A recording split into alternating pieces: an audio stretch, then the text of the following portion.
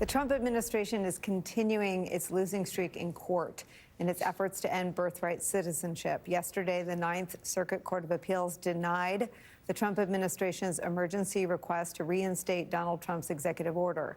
The case is almost certain to reach the Supreme Court, while the administration's attempt to end birthright citizenship has been stymied for now.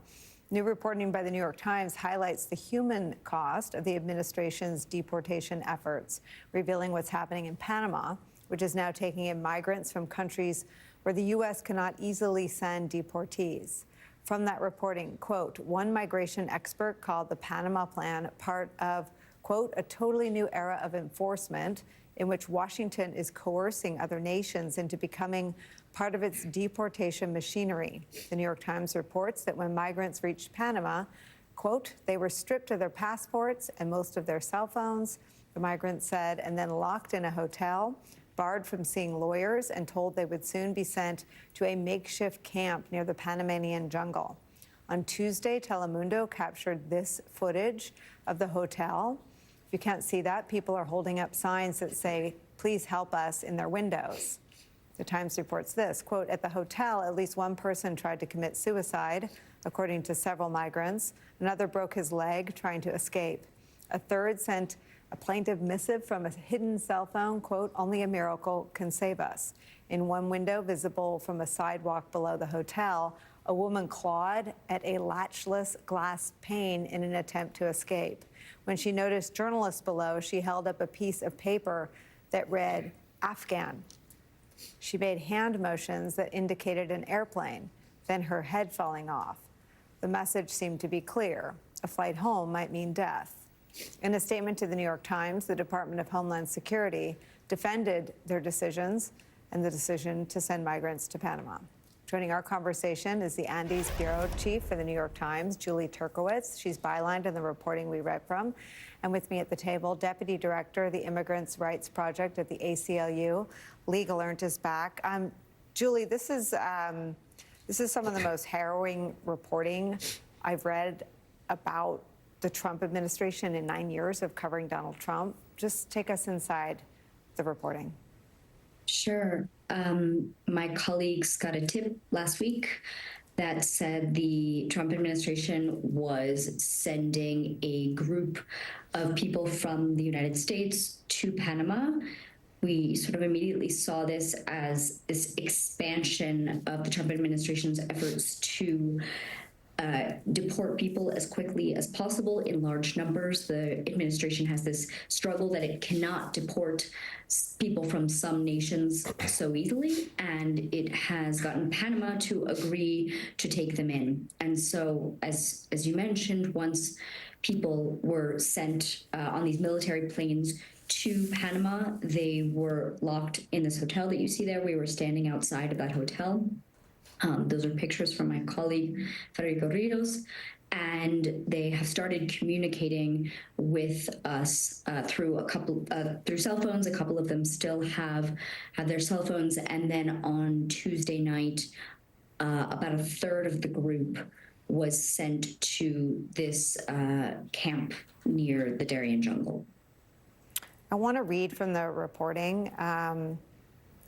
You report this, quote, on the military plane ride from California to Panama, Mona, a 32-year-old Iranian Christian convert, said her 8-year-old son cried, terrified to see his parents shackled. To calm him down, she told him that this was like overcoming the challenges in a video game, and that once the plane landed, they would be free. Her husband, Mohammed, 33, said that throughout the flight, when his wife and son cried, he reminded them about a Christian teaching they often recited, quote, Jesus has said, if you don't take your eyes off me, I won't take mine off you. So I was constantly signaling that to my wife, saying, keep your eyes on him, he said. Just talk about where all these people are from. Sure. It's a large group. We know that they come from Afghanistan, from Iran, from China. There was a group from Cameroon. I think it's important to note that a few of the Afghans that we've managed to get in contact with, at least be in contact with their families, have told us that they come from the Hazara minority that, of course, is in danger if they go back to Afghanistan.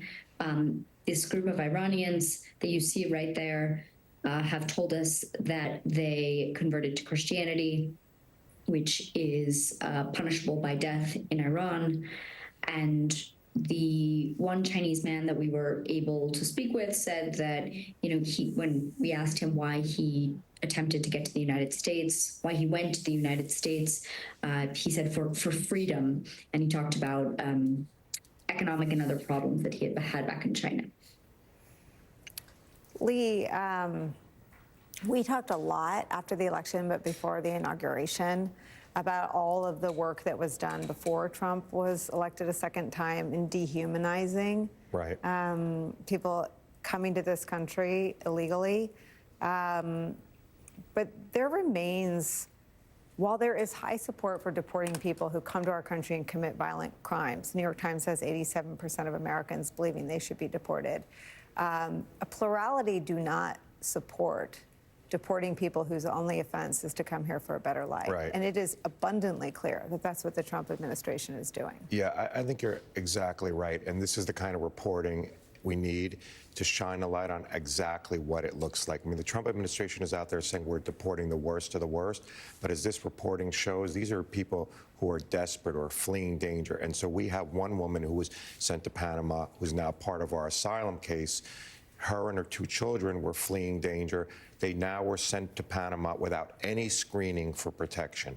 And so that's what we're looking at, people being just sent to Guantanomo, to Panama, all over the place, non-criminals not getting screened for protection. That's what we're looking at. And I think that's what the American public will hopefully see and push back on when they see, no, this worst of the worst thing is really a farce. What can people do to help them if they're not Americans, they don't have status here, but they're not citizens of the countries that Trump has shipped them off to? Yeah, so we'll have to see what happens in Panama. I mean, we need Panama now to screen them and not just send them on, but they're going to be put in a remote detention camp near the Darien Gap. We hope that Panama will do the right thing and not just ship them off, but we don't really know what's going on. I mean, that's one of the problems, is the lack of transparency. So these people are now going to be in these detention camps. It's going to be largely a black box, and we're going to have to rely on Panama because we have lost control of them. The Trump administration should have screened them for protection. It didn't, and now they're sitting at the Darien Gap. It's unbelievable. I'm going to ask both of you to stick around. I want to read more from the reporting, and I want to turn to what's happening at Guantanamo next.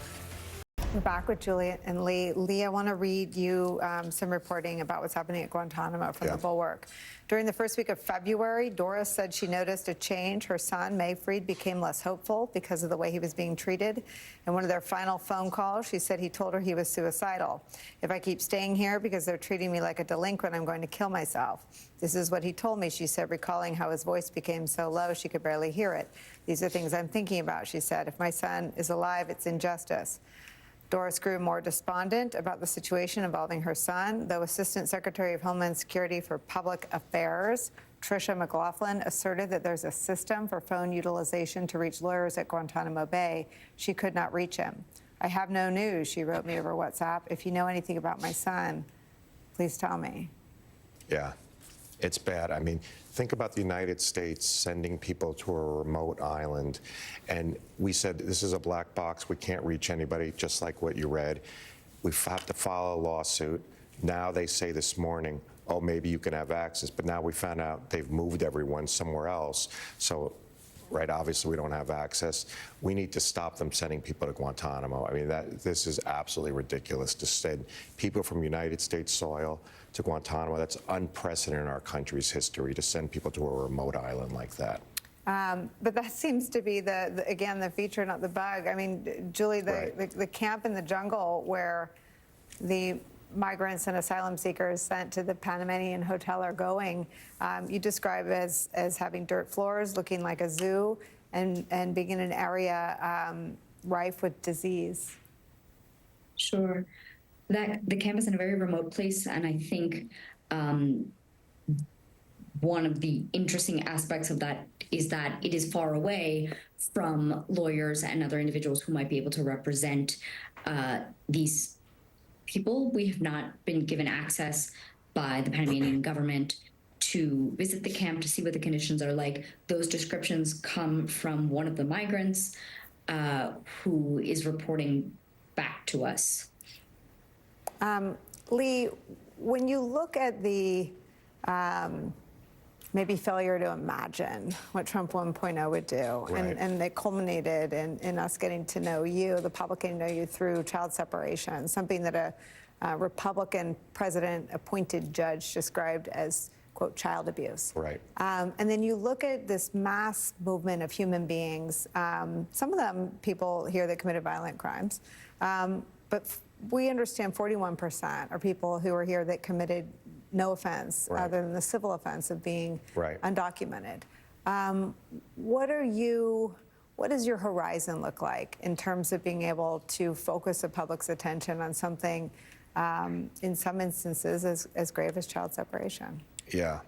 You know, I think you've hit it on the head that we just need to keep pushing, right? I mean, courage begets courage. Fighting begets fighting. You know, I think we can't give up. I think that's what they're hoping, is that they can bombard us with these policies and we will stop pushing back. You know, what I've always told people is we're not going to win every fight, but we can't give up the first time we lose. The first time we don't get through to the public, we need to just keep trying. I am hopeful that the public, when they see actually what's going on, will push back like they did in family separation. And I think it was also a mistake to assume that federal judges would not push back if they saw that something was illegal. And we see that, you know, from your introduction on birthright citizenship. Mm-hmm. Federal judges are very serious about their job, and they are not going to simply roll over. And so I think people need to make sure they don't give up on the federal judiciary and on the American public, saying, well, wait, this is not what we voted for. Families being sent into the middle of Panama in a black box with no access, being sent back to danger, persecution just because they're Christian. So we're just going to keep pushing, and we're going to try not to give up. Is it bad? Absolutely, but we won't give up.